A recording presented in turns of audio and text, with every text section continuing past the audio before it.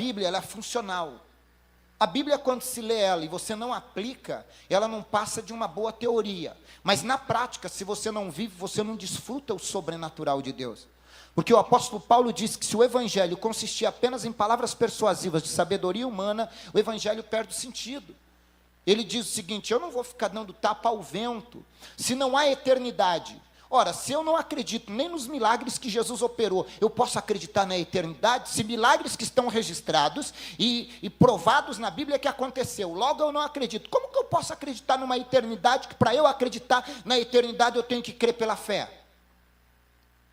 Então a prática da Bíblia, ela só funciona para quem de fato se aproxima de Deus, e a única forma de se aproximar de Deus é a fé. Então não tem como o ateu ser salvo. Eu vejo às vezes até alguém bonzinho, né, querendo facilitar a salvação, dizendo, não, tem muitos ateus que são bem melhores que muitos crentes. E eu não vou dizer que isso é mentira. Agora, ser melhor um que o outro não é atestado para te salvar. Não tem nada que ver uma coisa com a outra. A pessoa só pode se salvar se entrar pela porta. E a única porta que existe é Jesus, não tem outra. Agora, olha o que Paulo vai dizer, quando ele diz, possivelmente Paulo em Hebreus 11, a fé é o firme fundamento das coisas que se espera. Quando você pula para o versículo de número 6, ele vai dizer, ora, sem fé é impossível agradar a Deus. E aí a Bíblia vai dizer, porque é necessário, indispensável, imprescindível, é necessário que aquele que se aproxima de Deus creia que ele existe. O ateu não crê, logo ele não pode se aproximar. E quem não se aproxima de Deus, logo não pode ser salvo. Então a Bíblia, ela tem que ser crida em toda a sua essência. Não dá para você tentar pegar aqui, dizer, não, mas nesse contexto Jesus estava falando, ou Deus estava falando, mas não é para se aplicar na literalidade. A cura do cego é para nos dar exemplo que Jesus também pode curar muitos cegos espirituais. A cura do coxa para nos dar exemplo que muitos coxos espiritual. Eu não estou dizendo que não pode ser aplicado espiritualmente, mas eu não posso tirar a veracidade verdadeira da Bíblia. Ora, se ele não opera sinais, o próprio Cristo disse, se não virem os sinais, como crerão? Então eu preciso crer que é real isso aqui. Eu acredito piamente na Bíblia. Eu acredito em toda a sua essência que Deus pode me livrar, sim. Eu acredito que mesmo em tempos de Covid, em tempos de morte, em tempos de pandemia, eu acredito que se você crer e tomar... pastor, você acha que muitos crentes morreram na pandemia porque não acreditaram?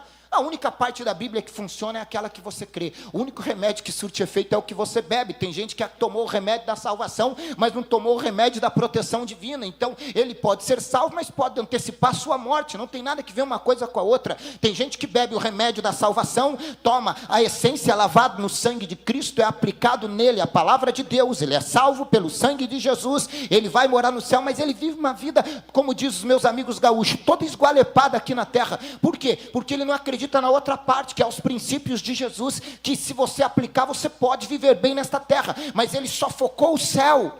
Ele está indo daqui para o Japão, o foco dele é ir daqui para o Japão, o resto do contrato, ele não percebeu, ele quer ir para o Japão, o sonho dele é chegar no Japão, como ele vai chegar no Japão, isso não importa, então ele corre ali na agência, se lasca para comprar uma passagem, paga caro na passagem e diz, meu sonho é ir para o Japão, mas ele não lê as cláusulas contratuais, ele não lê tudo que está disponível dentro do pacote de viagem. Então ele sai daqui de uma cidade, talvez do interior, e corre para São Paulo. Quando chega em Guarulhos, ele vai pedir uma coxinha e uma Coca-Cola. Aí ele pede uma coxinha e uma Coca-Cola, é R$30. Ele diz, que roubo é esse aqui no aeroporto? Sangue de Jesus tem poder, o negócio aqui é muito caro. Não tenho quase dinheiro, vai acabar com o meu dinheiro, se eu comer mais uma coxinha ou Coca-Cola, eu vou morrer no caminho de fome, quando chegar lá no Japão, eu tenho que guardar um dinheirinho para quando chegar lá. Só que acontece o seguinte, aí ele embarca no avião, quando você entra no avião, pode estar no Brasil, eu não sei nem porquê, ele já começa a mudar a língua, você entra no avião, já começa a falar em inglês, já começa a falar em tudo, aí ele já não está entendendo quase que mais nada, aí de repente, ele está ali, eu vou para o Japão, é 30 horas aproximadamente de viagem, dependendo do lugar que vai, fazendo uma escala, e no meio do caminho, as poltronas do avião não é muito confortável, se você pega uma classe econômica, então é meio desconfortável, e ele está ali, de repente passa aquele pessoal com aqueles com aqueles carrinhos de comida, os comissários de bordo passam com aqueles carrinhos de comida, e ele olha para aquilo lá, todo mundo pedindo, ele fala, o pessoal aqui é rico, hein? Como é que pode? Se lá no aeroporto era R$30, o negócio aqui deve ser uns 200, quero não. E cada vez que oferece, não. Aí ele desembarca lá, pega um outro voo, desembarca na Europa, ou aonde quer que ele faça escala, pega um outro voo, quando chega no Japão, ele está assim amarelo, com o estômago, né, lá nas costas. Aí ele chega para o amigo que está lá no Japão e diz, rapaz, arruma um lugar para a gente comer que seja barato, que eu estou morto de fome. A pessoa vai perguntar, mas você não comeu no avião? Ele falou, rapaz, se no aeroporto uma Coca-Cola e um coxinha era R$30, imagina o preço que não era no avião. Aí o rapaz diz, mas você não sabia que é tudo de graça, já está pago no pacote da viagem? Você poderia ter comido à vontade. O que eu estou querendo dizer para você, quando Jesus morreu na cruz, o pacote da salvação inclui, primeiro, a salvação, mas também inclui tua saúde. A Bíblia diz, ele tomou sobre si as nossas enfermidades, ele levou sobre si as nossas dores, ele foi castigado para que eu fosse livre, ele já pagou o preço, eu só tenho que assumir, eu só tenho que reivindicar isso. A tua prosperidade já está paga no pacote da salvação. Tem gente que vai chegar no céu assim, meio atropelado, dizendo, ufa, ainda bem que cheguei, Deus, mas estava um inferno na terra, e Deus vai dizer, não, você poderia ter feito uma boa viagem, se tivesse aplicado os meus princípios, se tivesse crido que eu sou o Deus, dono da prata e do ouro, você poderia ter sido curado, se tivesse aplicado o meu princípio, em meu nome curarão os enfermos, em meu nome expulsarão os demônios. Era só você ter pedido. E olha que coisa impressionante, Deus vai dizer, eu disponibilizei anjos para te servir, e você rejeitou. Hebreus 1,14, coloca aqui para você ver, Hebreus 1,14. Então Deus está falando, eu posso te proteger, e eu acredito piamente na proteção de Deus, eu acredito. A Bíblia diz que Deus mandou um anjo para responder à oração de Ezequias, e um anjo matou 185 mil soldados. Aí Deus vai e coloca anjo para te guardar, e você fica, porque eu não valho nada, porque acho que Deus não me ama, porque eu sou um coitadinho, porque eu sou um zero à esquerda. Você tem segurança melhor que os seguranças dos melhores presidentes do mundo. Olha o que a Bíblia vai dizer, não são porventuras eles quem os anjos, espíritos ministradores enviados a servir a favor daqueles que hão de herdar a salvação. Coloque para mim Salmos 34:7. Deus está falando, eu coloquei anjos para servir vocês. Se você acredita que você vai herdar a salvação, esses anjos estão disponíveis, estão por toda a Bíblia. Quando Ló ia ser destruído com sua família, Abraão orou e falou, Senhor, tenha misericórdia, piedade. Deus respondeu a oração de Ló, a oração de Abraão, perdão, e mandou um anjo tirar Ló rapidamente e sua família de Sodoma e Gomorra. Olha o que a Bíblia vai dizer, o anjo do Senhor acampa-se, acampar é estar presente em todos os momentos, acampa-se ao redor daqueles que os temem e os guarda e os livra. Sabe o que a Bíblia está dizendo? A Bíblia está dizendo o seguinte, tem um anjo 24 horas guardando você. Se tem um anjo te guardando, então acredite, cada um de nós tem um anjo da guarda. Não é o anjo que cuida de mim, não é o anjo que cuida da minha esposa. Eles não são onipresentes, eles não são oniscientes nem onipotentes. Então se eles não podem estar em dois lugares ao mesmo tempo, eles têm que andar do meu lado. Então aonde eu vou, Deus disponibilizou um anjo para me guardar. E você fica aí dizendo, será que Deus me ama? É só você reivindicar. Pastor, então eu tenho que orar aos anjos? Não, não é isso que eu estou dizendo. Anjos não estão submissos ou não se submetem a seu pedido, ao pedido de Deus. Você pede ao Senhor e Deus manda os seus anjos para te guardar, para te proteger. E aí o versículo de Salmo 91, o versículo de número 10, vem concluir o que eu estou querendo dizer, porque eu já estou encerrando, e quero que você entenda a Bíblia na sua essência, entenda a Bíblia na sua mais pura virtude, entenda que o que a Bíblia diz é real sim, e não tem que você criar uma narrativa para dizer, não, mas isso é uma analogia. Não, Deus manda anjo, literalmente anjo, não foi uma analogia que apareceu anjo, se alimentou junto com Abraão, os três anjos, não foi, ali foi real, o anjo aparece, um era o anjo do Senhor, tinha mais dois anjos, inclusive foram os que foram a Sodoma e Gomorra, e o outro ficou ali dizendo, por esse tempo virei a ti, e Sara, sua mulher, dará à luz a um filho, era 90 anos de idade, Abraão com 100, e o milagre chegou. Agora olha o que vai dizer a Bíblia, você acredita nisso? Então para de ficar para o canto das paredes, ai meu Deus, é mais uma doença, é mais uma praga, é a guerra, o que eu vou fazer? Vai ler a Bíblia.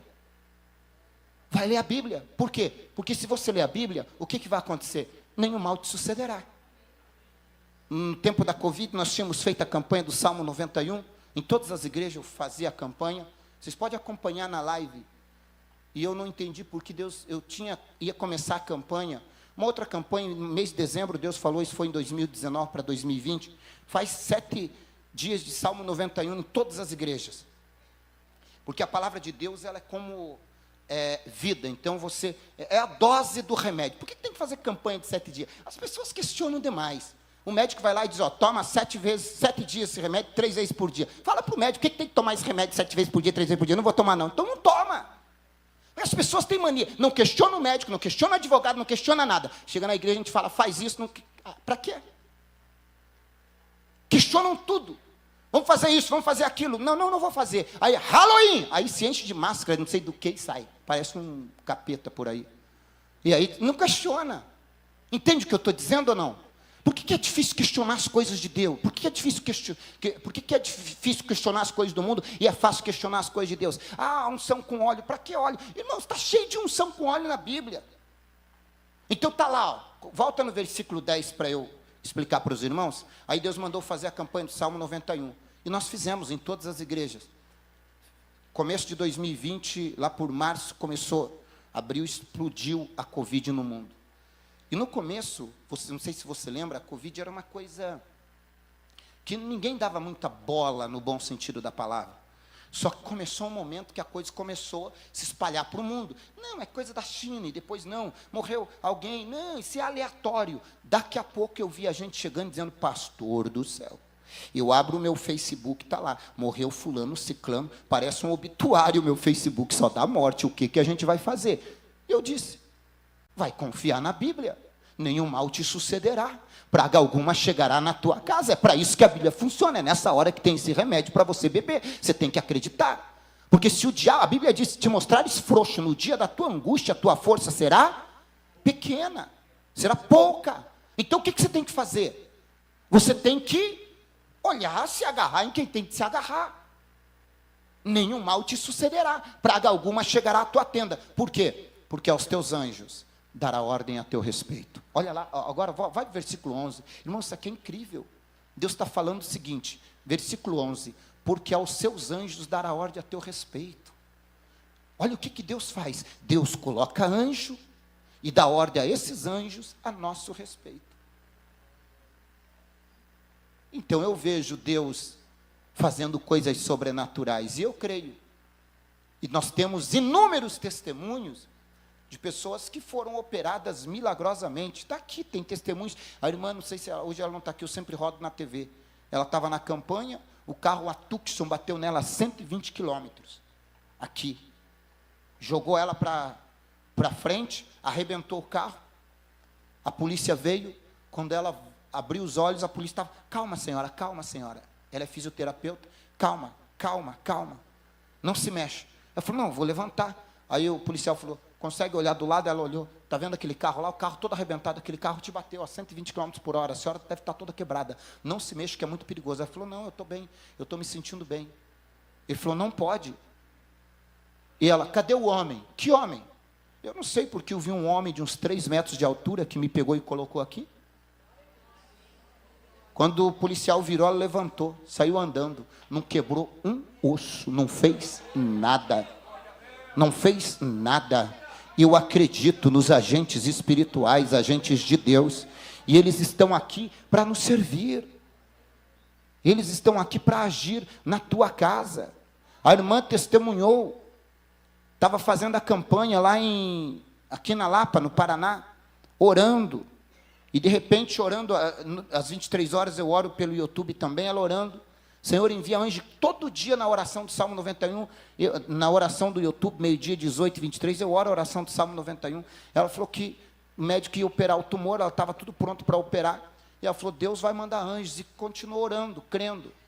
De madrugada, o médico tinha dito um dia antes, amanhã de manhã a gente vem para te levar para a sala de cirurgia. Ela falou que de madrugada ela acorda com a porta abrindo. O médico vem e diz, nós vamos lhe operar. Ela falou, mas não era de manhã? Ele falou, não, vamos operar agora. O médico e uma enfermeira. E ela disse que, falou, tá bom. Esperando que eles pegassem a maca, o médico começou a operar lá na cama. Ela falou, mas o senhor não vai me levar para uma mesa de cirurgia? Para uma sala de cirurgia? Ele falou, não, vai ser aqui mesmo. Operou, ela dormiu. Quando ela acordou de manhã, o médico abriu a porta, falou, vamos para a cirurgia. Ela falou, cirurgia de novo, doutor? Ele falou, como assim de novo? Não, veio um médico aqui de madrugada, me operou. Aí o médico falou, não, senhora, não faz sentido o que a senhora está falando. É que a senhora tomou alguns remédios, a senhora deve ter alucinado. Ela falou, não foi alucinação, não. E deu a descrição do médico e da enfermeira. Aí o médico falou, então, foi alucinação, esse tipo de médico não tem aqui. Não existe esse médico. Ele falou, a gente vai te levar para a sala de cirurgia. Ela falou, doutor, eu estou operado, eu não sinto dor. Era dor contínua. Ele falou, pode ser o efeito do remédio ou adrenalina que está alta em função da anestesia, da cirurgia. Ela falou, não, doutor, eu fui operada. Ele falou, não tem explicação o que a senhora está falando, não faz sentido. Aí ela falou, pode ser que não faça sentido, doutor, o que o senhor está falando, que eu vi o médico, mas tem uma coisa que eu quero que o senhor me explique, então. Ele falou, o quê? Ela falou, olha o meu pé. Quando olhou o pé, ela estava fazendo assim, ó, porque o tumor tinha pegado o cérebro dela, ela estava paralítica, ela não se mexia. Olha o meu pé. Quando o médico olhou o pé e viu ela mexendo, falou, que estranho. A senhora está mexendo os pés. Eu falei que eu fui operada, doutor. O médico falou, deixa eu fazer um exame. Levou para fazer, olhou para ela e falou, eu nunca vi isso na minha vida. A cirurgia tão perfeita e só sinal de cicatriz do dia para a noite. Minha senhora, só pode ser um milagre. Ela falou, eu orei, Deus ia mandar anjos. Eu creio piamente nisso. Meu filho foi desenganado de câncer no hospital. 6 meses de idade, ele ficou o dobro de tamanho. O médico ia fazer transplante de medula, desenganado de câncer. Os médicos falaram, vamos ter que fazer transfusão de sangue e fazer um tratamento para ver. Eu estava em Cruzada, vim em Curitiba, nessa época eu morava em Cuiabá. 20 dias no hospital, mais ou menos, a minha esposa orando. Deus falou, vou mandar um anjo. Ela leu uns salmos. Deus mandou um anjo dentro do quarto. O médico veio e falou, vamos fazer os exames para ver que nível que está, para a gente começar o tratamento mais incisivo. Voltou com os exames e falou, eu nunca vi isso. Os glóbulos que estavam todos alterados estão simplesmente normal e teu filho não tem mais nada. O que eu estou querendo dizer para você é que isso aqui funciona. Porque aos teus anjos dará ordem a teu respeito para te guardar em todos os teus caminhos.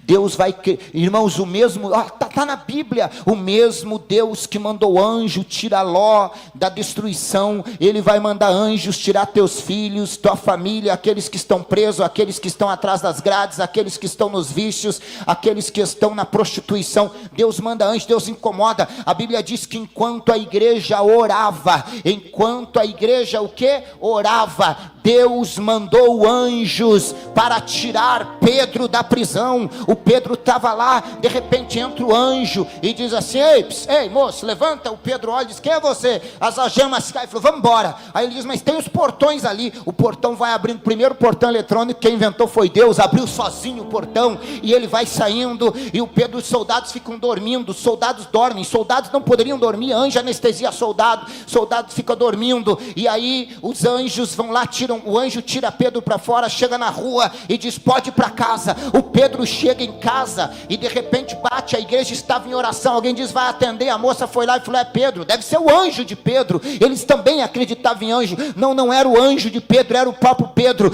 Deus tinha mandado anjos para tirá-lo da prisão. Deus manda anjos. Eu estou sentindo a presença dele aqui,